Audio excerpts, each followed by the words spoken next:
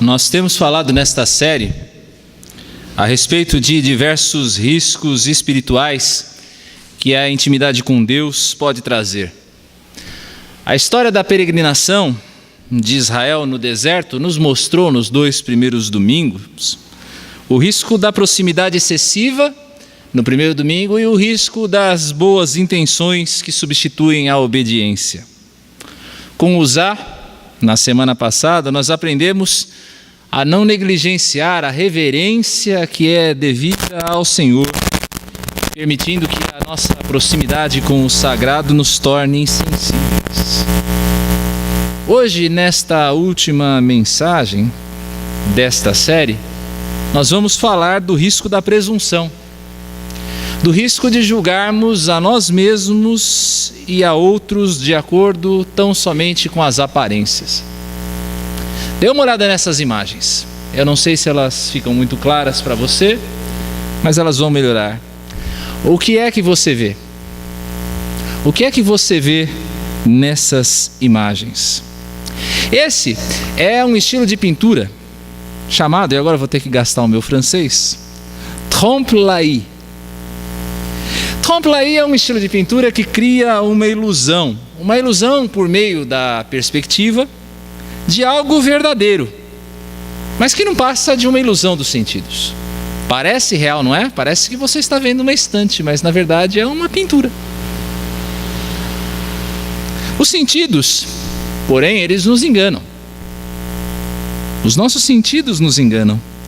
Muitas vezes aquilo que à primeira vista parece real carece de verdade em sua essência. Mas sejamos sinceros, nós gostamos de ser iludidos, não é? Quando a gente olha uma pintura assim, você diz, nossa, que legal que é isso, que bonito. A gente gosta de ser iludido. Quantos de nós não pagam um pouquinho a mais para assistir o cinema em 3D? Quantos de nós já não desviamos lá na cabeça de um objeto que sai da tela? Agora vai estrear Noé em 3D, né? Quantos de nós não vamos assistir Noé em 3D para ter aquela ilusão de profundidade, aquela ilusão que a gente gosta? O problema é quando esta ilusão, ela se refere ao nosso relacionamento com Cristo. Quando tudo aquilo que nós temos baseia-se tão somente nas aparências. Nós presumimos o nosso cristianismo, nós presumimos que somos cristãos, nós presumimos que outros são cristãos apenas com base em aspectos externos. Como moralidade, a pessoa é muito boazinha, faz tudo certinho. Ou então nós presumimos que nós mesmos e as outras pessoas somos cristãos com base em obras. Mas o que de fato existe por detrás da minha e da sua pele de cordeiro? Vejamos nesse texto bem conhecido da palavra de Deus, um teste infalível dado por Jesus para discernirmos o que é verdadeiro do que é falso. Mateus capítulo 7, versos 16 a 23. Mateus capítulo 7, versos 16 a 23.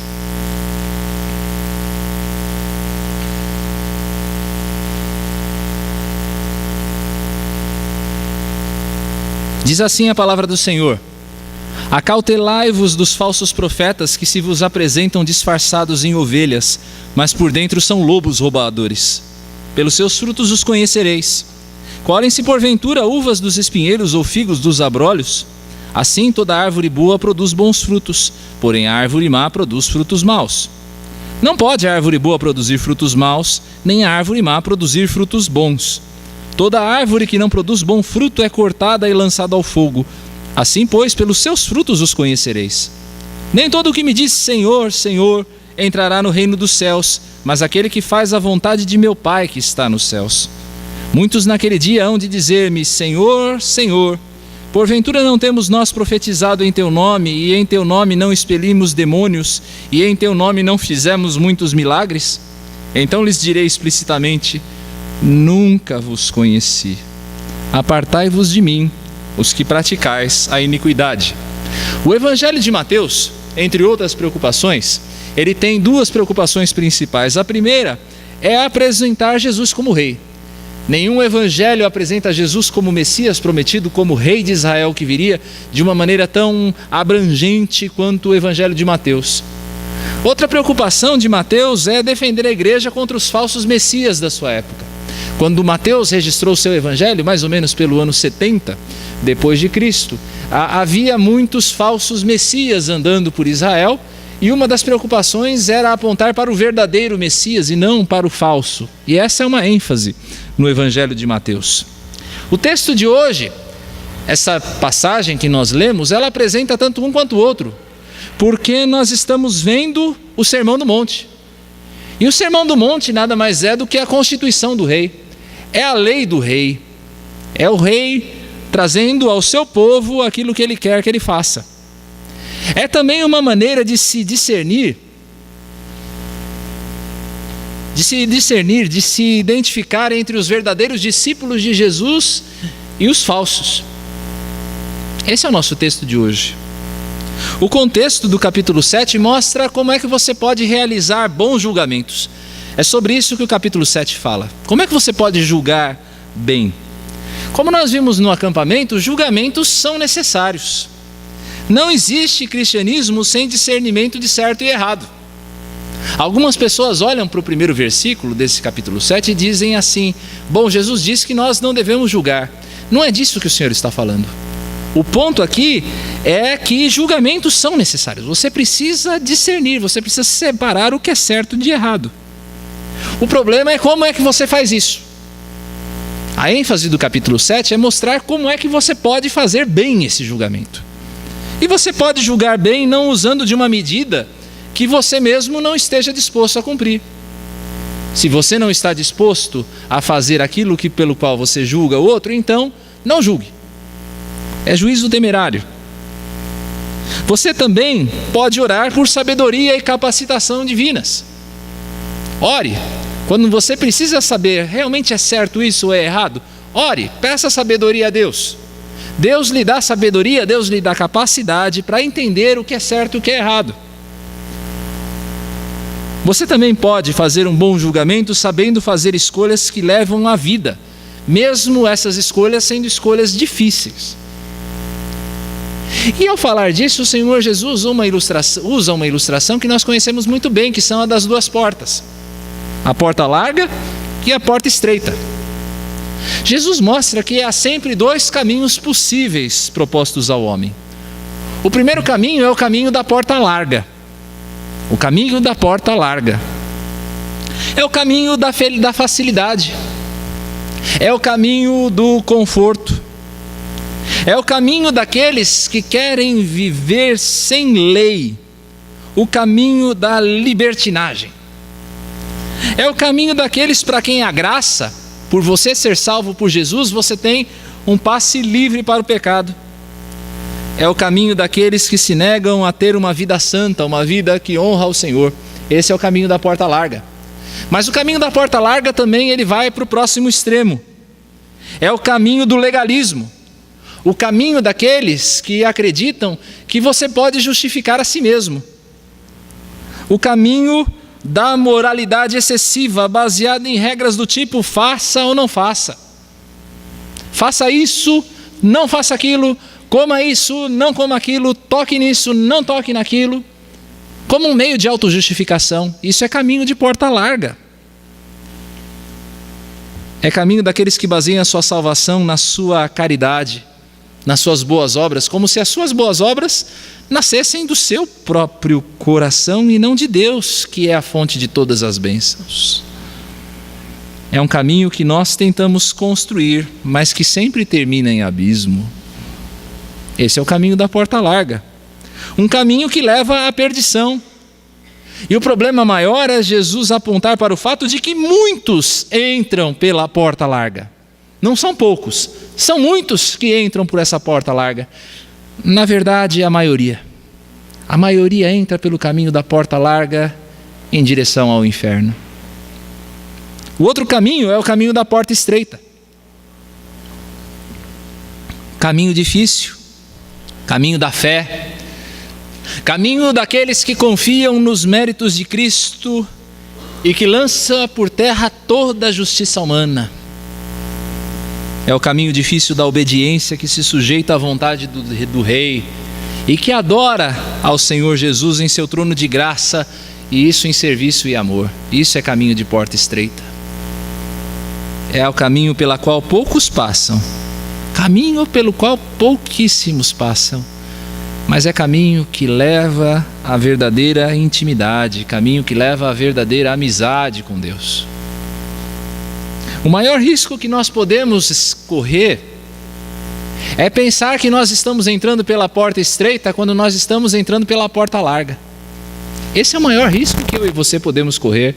O risco da presunção, de presumirmos que nós estamos na porta estreita quando na verdade nós estamos no caminho da porta larga. Quantas vezes você já não cometeu esse engano? Não esse engano especialmente, mas o engano de entrar numa porta errada. Eu já entrei em velório errado. Eu já entrei em quarto de hospital errado. Eu já entrei em sala de aula errada. Já entrei em tudo que é coisa errada.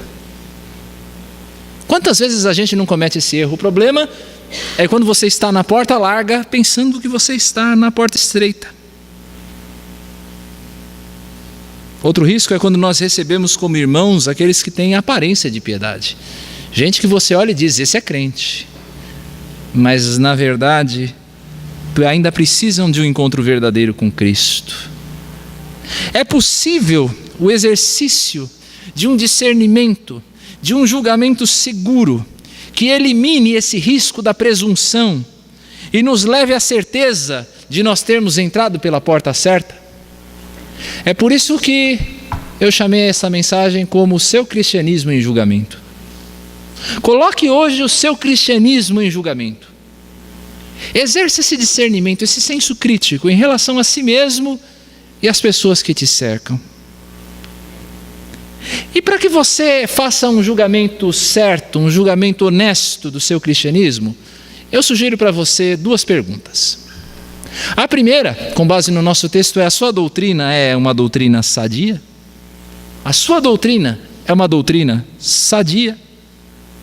Jesus fala no início do nosso texto do falso profeta. Quem é o falso profeta? O falso profeta é aquele que aponta para o caminho largo. É aquele que está mostrando o caminho da porta larga. Esse é o falso profeta. É aquele que exige dos fiéis santidade absoluta, a qual nem eles mesmos podem manter. Ninguém pode manter santidade absoluta, mas o falso profeta exige que você seja absolutamente santo. O falso profeta é aquele que oferece o evangelho da facilidade. É falso profeta também aquele que oferece o caminho do venha como está e fique como você está mesmo. Vir a Jesus não implica em mudança, não. Você pode ficar do jeito que você está. O falso profeta é aquele que quer encher a igreja a qualquer custo. É aquele que quer encher a igreja como um vendilhão de Cristo, para quem Jesus é mercadoria barata. É aquele que renuncia à pregação da palavra. É aquele que renuncia à disciplina bíblica, à correção. É aquele que renuncia aos princípios da Escritura. O falso profeta, ele sempre se apresenta com uma aparência mansa.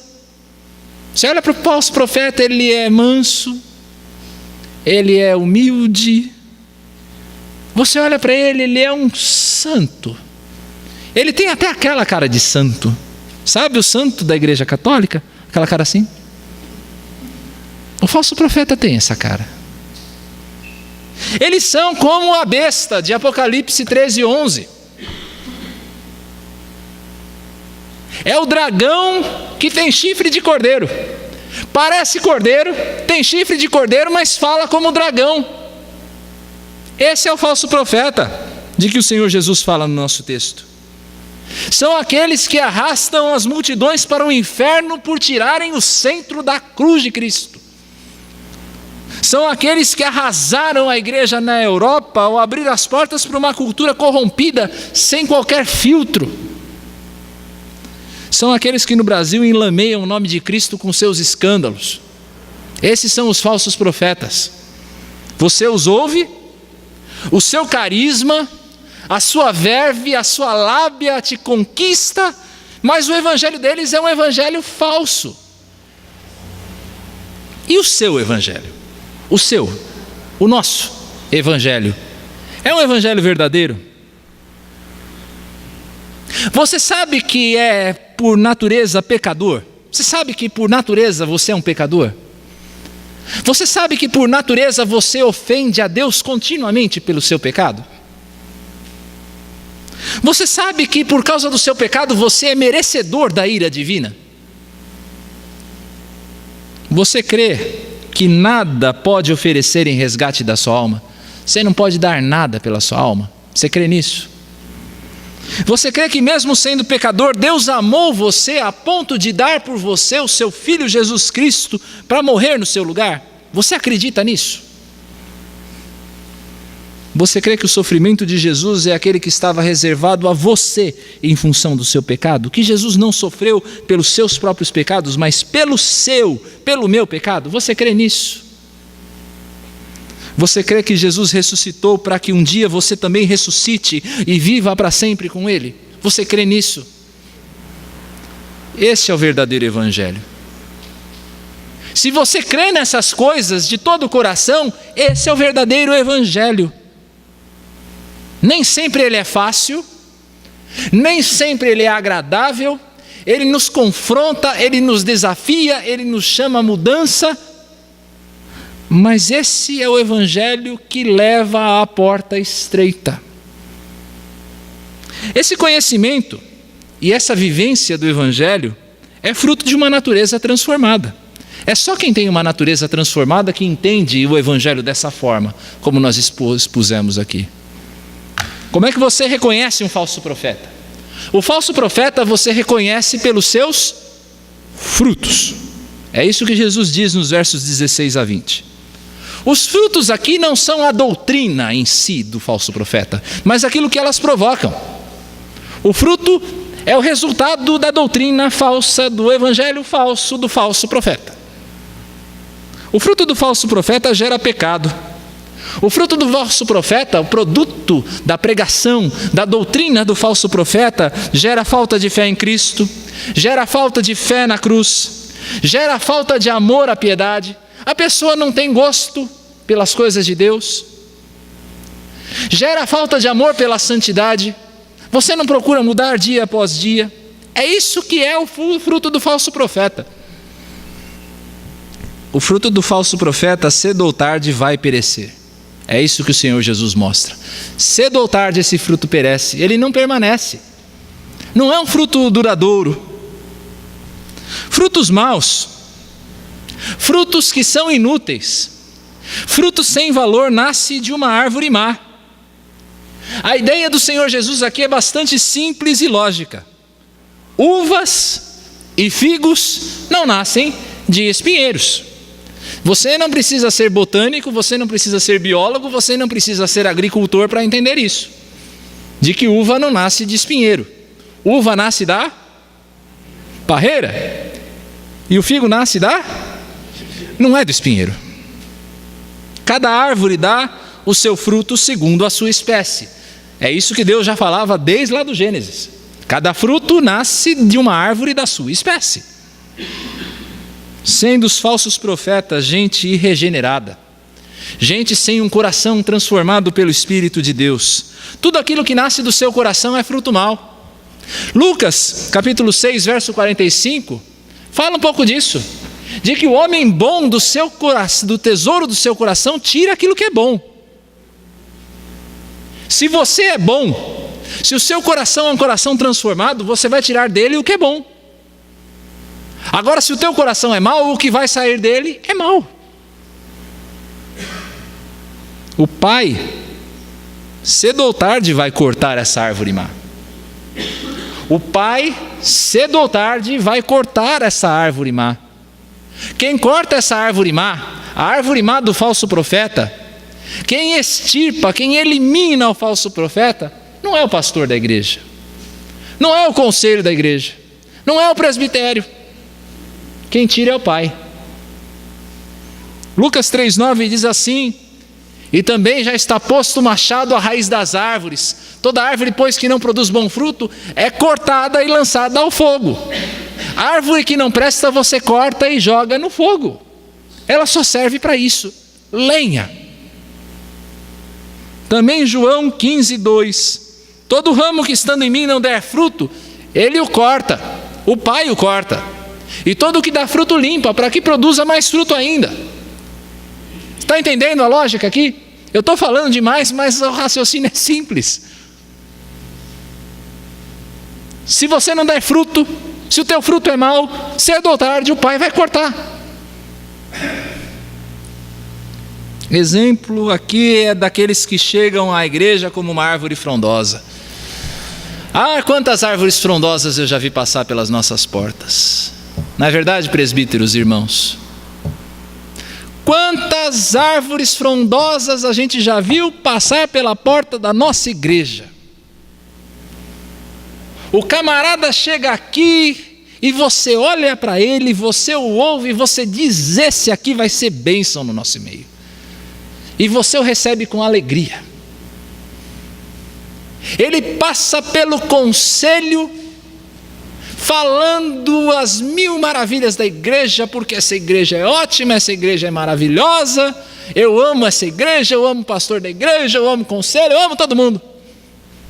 Pessoal do Primeiros Passos, olha aí. Aí o tempo passa, e aquela árvore não dá fruto. E aí, mais dia menos dia, essa árvore some, ela é cortada. E não é que ela é cortada e é transplantada para outro lugar, não, ela é cortada mesmo. Porque existem aquelas que o Senhor transplanta, e glória a Deus por isso. Na sua soberania, Deus transplanta algumas árvores, para que ela dê fruto em outro lugar. Não está dando fruto aqui, vai dar fruto em outro lugar. Mas algumas árvores são cortadas. E aí você pergunta: mas onde é que está o fulano?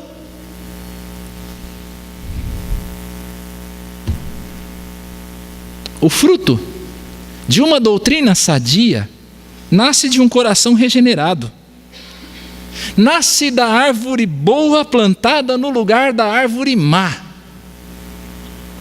Você quer julgar se o seu cristianismo não é mera presunção? Se você não está só presumindo que você é cristão, mas você não é cristão? Primeira dica: analise a sua doutrina. Pense naquilo que você crê. Você acredita que o seu evangelho é o evangelho legítimo de Jesus? Você crê nisso? Você por acaso crê que você pode fazer algo para Deus, para que Deus te ame mais? Você acredita que você pode fazer alguma coisa para que Deus te ame mais? Você crê que por ser eleito de Deus, você pode viver como qualquer mundano, baseando-se numa falsa segurança de salvação? Tem muito eleito de Deus aí, presbiteriano, presta atenção aí, presbiteriano, que o camarada bate no peito e diz: eu sou eleito de Deus, eu tenho certeza da minha salvação. Mas vai ver a vida desse camarada, vai ver como é que ele é eleito de segunda a sábado. Ser eleito aqui dentro da igreja é fácil demais. Eu olho aqui e eu vejo uma multidão de eleitos, aos pés da cruz, cantando: digno é o Cordeiro de receber honra, louvor, né? Não, de domingo é fácil você ser eleito de Deus, irmão. Eu quero ver você ser eleito lá no teu escritório. Eu quero ver você ser eleito de Deus na tua escola, na tua faculdade, no meio dos teus amigos. Aí eu quero ver a sua eleição. Você acredita que você pode se denominar eleito de Deus e viver como qualquer mundano por aí? Cuidado. Se você crê nisso, cuidado. O seu cristianismo pode ser cristianismo de lobo em pele de cordeiro. O teu cristianismo pode ser cristianismo de porta larga, que não é de forma nenhuma cristianismo. Mas a verdade de nosso cristianismo não se prova apenas naquilo que nós cremos ou dizemos, mas prova-se também em como nós agimos. E aí vem a segunda pergunta: a sua vida é coerente com a sua fé? Qual era a primeira pergunta? A sua doutrina é sadia? Sem piadinhas? A sua doutrina é sadia? A segunda pergunta: a sua vida é uma vida coerente com a sua fé? Sua vida é coerente com a sua fé? Os versos 21 a 23 do nosso texto mostram que um cristianismo verdadeiro nasce de um relacionamento genuíno com Cristo. É só quem tem um relacionamento genuíno com o Senhor Jesus que tem um verdadeiro cristianismo. Mas quando a gente fala de relacionamento com Cristo, é preciso entender que esse relacionamento ele extrapola o nível intelectual. Veja que interessante. Aqueles que dizem para o Senhor: Senhor, Senhor. E estudando esse texto eu me deparei com um detalhe simples, o qual eu nunca tinha pensado. Eles dizem Senhor, Senhor, mas eles não dizem meu Senhor. É Senhor, Senhor e não meu Senhor. É conhecimento sem relacionamento. Jesus está tratando aqui de pessoas que sabem que Ele é Senhor. As pessoas sabem que Jesus é Senhor, mas elas não o recebem como tal. É conhecimento meramente aqui. Eu sei, mas eu não tenho relacionamento com Ele. Não serve. Steve Jobs, fundador da Apple, eu não sei se você sabe dessa história, ele era filho adotivo de uma família, da família Jobs.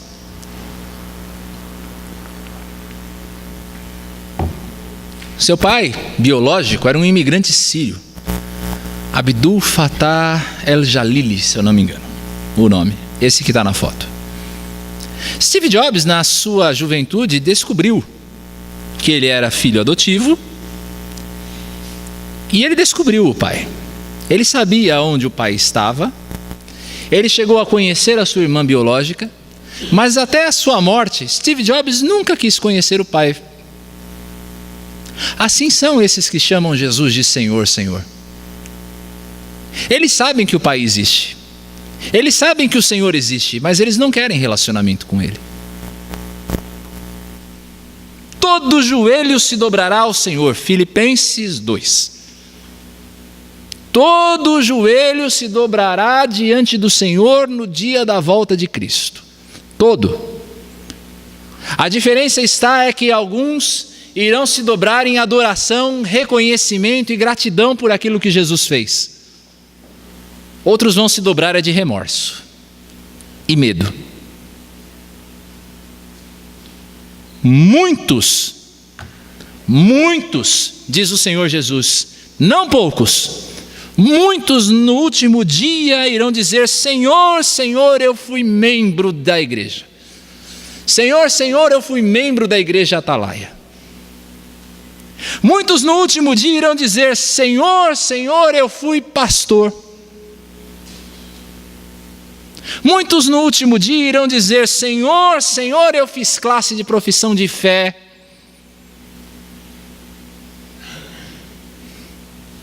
O céu, meus irmãos, como a nossa querida irmã Joseli sempre diz, o céu vai ser um lugar de grandes surpresas.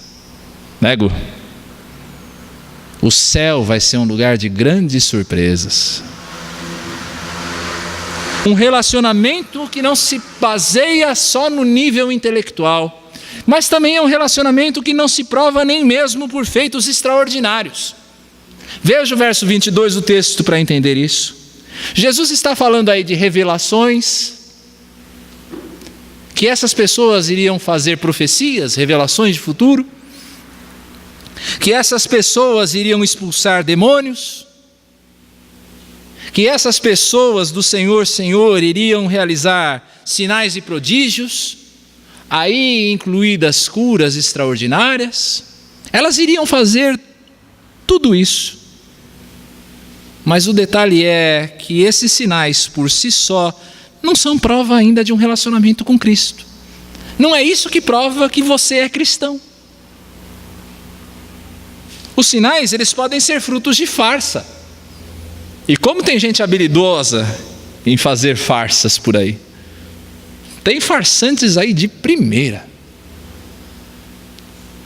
Procure na internet vídeos de milagres. Esses dias eu estava vendo um muito interessante, e Deus me perdoe se eu estiver sendo injusto, mas eu tenho quase que absoluta certeza que não estou. De uma mulher, eu não sei nem de que igreja ela é, por isso eu não vou cometer nem a injustiça aqui de falar, mas de uma suposta obreira de uma igreja neopentecostal, tirando o coração grande de um homem, que o coração do homem estava inchado, e ela tira o coração do homem. Você já viu o coração de boi? É um coração de boi.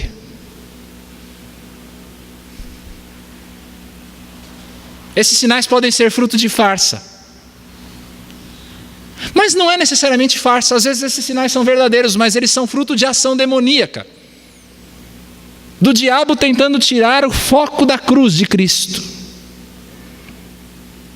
Nós temos histórias de missionários na África que contam casos espetaculares de sinais operados por feiticeiros tribais.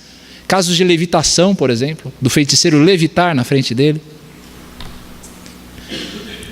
Eu não sei se a história é verídica. Me permitam contá-la, mas eu não sei a veracidade dela. Entrego a vocês como recebi. De um missionário brasileiro na África que se defrontou com um feiticeiro africano, e o feiticeiro disse a ele: o seu Deus pode fazer isso que o meu guia ou o meu Deus faz, a minha entidade faz, e ele levitou. E aí o missionário, diz a história, olhou para ele e disse: olha, o meu Deus não me faz levitar, mas se eu sirvo o Deus verdadeiro, desce daí. E ele caiu na hora. Sinais. Aqui no Brasil mesmo, quantos de nós já não ouvimos falar, ou já presenciamos, ou já vimos alguma coisa das famosas cirurgias espirituais do Dr. Fritz?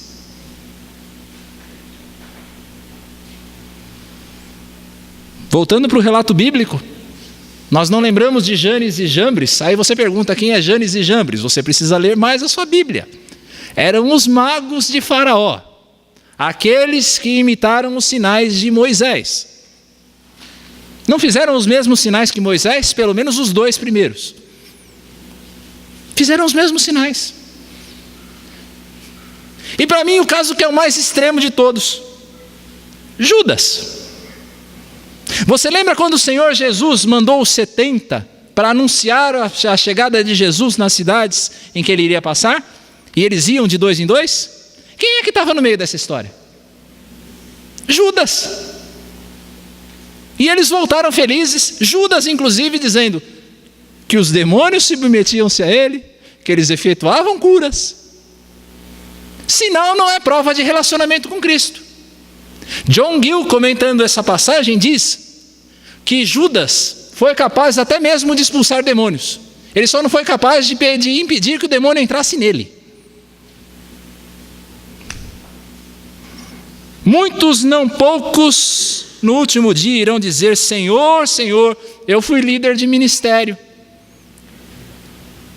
Muitos no último dia vão dizer: Senhor, Senhor, eu fui missionário. Muitos no último dia vão dizer: Senhor, Senhor, eu dei comida ao faminto. Ninguém pode presumir o seu relacionamento com Cristo apenas por chamá-lo como Senhor.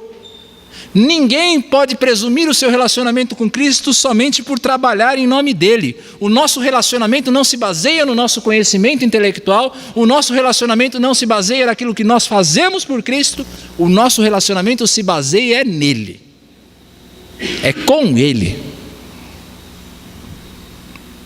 Muito mais do que conhecer a Cristo, é necessário ser conhecido por ele. Verso 23 diz que diante dos anjos, diante de todo o seu povo, diante do Pai Jesus, então assentado como reto juiz, ele dará o veredito àqueles que chamavam Senhor sem ser o Senhor deles. E aí vem a declaração chocante e surpreendente para aqueles que presumiam ser amigos de Deus: apartai-vos de mim, eu nunca os conheci. E nos originais a ideia é bem essa: passa daqui, porque eu não conheço você. Sai daqui agora, porque eu não conheço você. Isso porque a iniciativa desse relacionamento com Cristo não é nossa. O nosso relacionamento com Cristo, não somos nós que o procuramos, não somos nós que firmamos o nosso relacionamento com Ele. A iniciativa é dele, é de Jesus.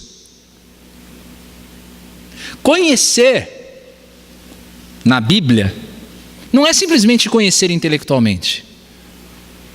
Não é simplesmente eu dizer eu conheço o Lucas. Eu conheço o Lucas, eu vejo aqui o Lucas toda semana.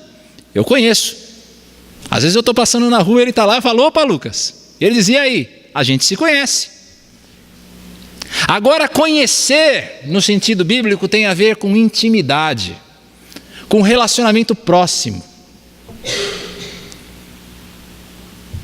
É ter relacionamento com. Jesus não conhece a todos nós? Obviamente, Ele é Deus. Ele conhece todo mundo. Mas alguns Ele conhece de maneira especial, porque com alguns Ele se relaciona. É disso que o Senhor Jesus está falando, de nunca vos conheci. Eu sei quem vocês são. Intelectualmente eu sei quem vocês são. Só que eu não conheço, eu não tenho relacionamento com vocês. Passam daqui. Saiam daqui. Eu não tenho amizade com vocês. A iniciativa desse relacionamento é dele. João 6,37 diz assim: todo aquele que o Pai me dá, esse virá a mim, e o que vem a mim, de modo nenhum o lançarei fora. Não é isso, Arthur? João 6,37. O Arthur citou isso outro dia na aula. Muito bem. Oi? Você citou 10? Todo aquele que o Pai me dá, esse virá a mim, e o que vem a mim, de modo nenhum o lançarei fora. O Pai precisa dar para ele, para você vir. Você não vem porque você quer, você vem porque Ele te escolheu. João 15,10. Se guardares os meus mandamentos, permanecereis no meu amor. Assim como também eu tenho guardado os mandamentos de meu Pai, e no seu amor permaneço. Quer permanecer no relacionamento com Cristo? Guarde os seus mandamentos. Sirva-o como Senhor. É Jesus quem estabelece a nossa amizade consigo, mas como é que eu e você podemos saber se nós somos verdadeiramente amigos de Jesus? E o segredo aqui é: a sua vida é coerente com a sua fé? A sua vida é coerente com a sua fé?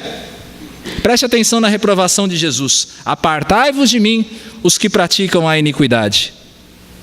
Vamos inverter isso? Aproximem-se aqueles que buscam a santificação. Se você busca a santificação todo dia, você procura essa transformação que o Espírito Santo dá todo dia, então aproxime-se de Jesus. João 15,14 diz assim: vocês são meus amigos, vós sois meus amigos se vocês fazem aquilo que eu mando. Quem é o amigo de Jesus? É aquele que faz aquilo que ele manda. Isso porque um genuíno encontro com Cristo, quando você realmente se encontra com Cristo, isso leva a uma mudança contínua de vida. Todo dia você vai mudar um pouquinho. Quem realmente conhece a Cristo, se você realmente conhece a Cristo, você procura deixar o pecado. Você quer deixar o pecado. Você sabe que é difícil, mas você deseja isso. Você se esforça por deixar o pecado. É o que 2 Timóteo 2,19 diz. Entretanto, o firme fundamento de Deus permanece, tendo este selo: o Senhor conhece os que lhe pertencem. Olha aí, o Senhor conhece aqueles que são seus. E mais, aparte-se da injustiça todo aquele que professa o nome do Senhor. Olha o relacionamento dessas duas coisas. Se Cristo te conhece, e em consequência disso você conhece a Cristo, aparte-se da iniquidade, aparte-se da injustiça, deixe o pecado de lado. E um versículo que para mim é um soco no peito. Lucas 6,46. Você pode ler?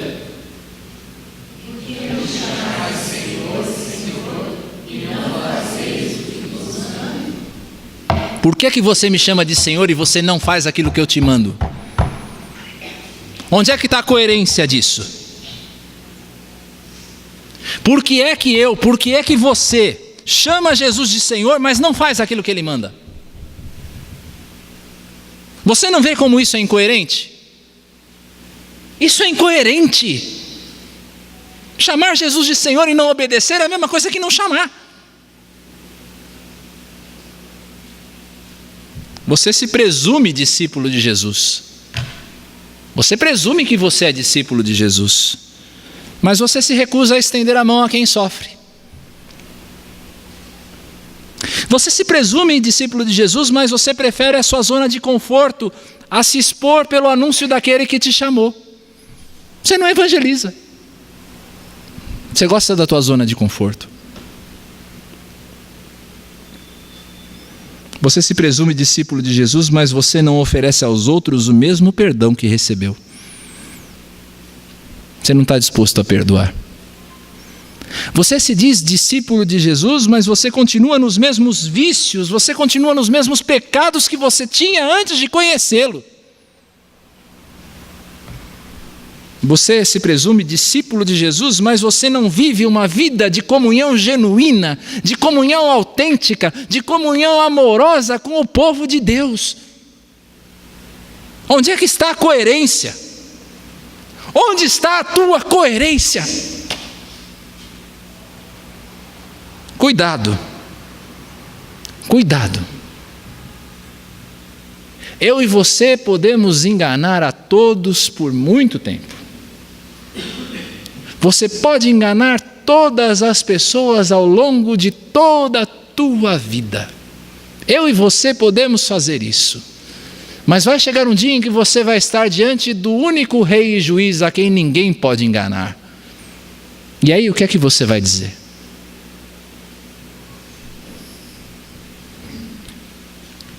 A mensagem de hoje não tem o intuito de fazer com que você saia daqui pesaroso. Não pense assim. Meu intuito não é que você saia daqui em dúvida em relação ao seu relacionamento com Cristo, de forma alguma. Meu intuito é apenas que você não presuma ter entrado pela porta estreita enquanto você ainda está no caminho largo. Coloque o seu cristianismo em julgamento. Coloque o seu cristianismo em julgamento. A sua fé tem sido uma fé sadia, uma fé baseada no genuíno evangelho? A sua vida tem sido coerente com aquilo que você professa? Tem sido coerente? Que cada um de nós possa hoje se apresentar diante de Cristo, hoje e no dia final, com o coração honesto e seguro. Que a gente possa se apresentar diante de Deus com o coração íntegro, sabendo que nós vamos ser recebidos por Ele como amigos e não como estranhos. Feche seus olhos. Coloque seu cristianismo em julgamento agora. Só você mesmo pode fazê-lo. Eu não posso. Ninguém aqui nessa igreja pode, somente você e Deus podem. Coloque o seu cristianismo em julgamento. Sua doutrina é sadia? A sua vida é coerente com aquilo que você professa?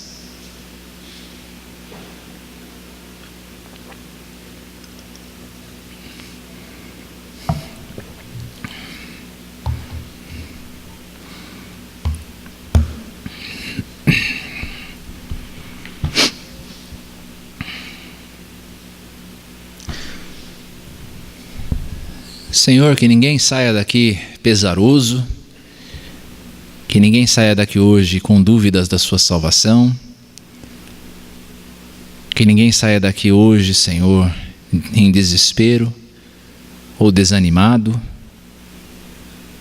mas que ninguém também saia daqui hoje enganado. Anima, Senhor, aqueles que estão fracos, corrige, Senhor, aqueles que estão se desviando ou desviados. Traz para ti, Senhor, aqueles que ainda precisam te conhecer e que tanto uns quanto outros, ó Pai, estejam firmados em ti, para que no dia da tua vinda nenhum de nós seja surpreendido, Senhor, por frase tão dura do Senhor Jesus como: apartai-vos de mim, que eu nunca vos conheci. Que pela sua graça, Senhor, sejamos achados amigos teus. A tua amizade, Senhor, a intimidade contigo é melhor do que a vida. Mas que nós sempre lembremos que tratamos, ó Deus, com um Deus que nunca renuncia à sua divindade, à sua justiça, à sua grandeza para relacionar-se conosco. O Senhor é Pai amoroso, mas o Senhor também é Deus justo, reto e santo, e exige de cada um de nós, ó Pai, que nos aproximemos do Senhor em consagração de vida. Ajuda-nos, Pai, faz-nos andar no caminho reto e a entrar a cada dia pela porta estreita. Nós te pedimos, ó Pai, no nome de Jesus. Amém. Meu maior desejo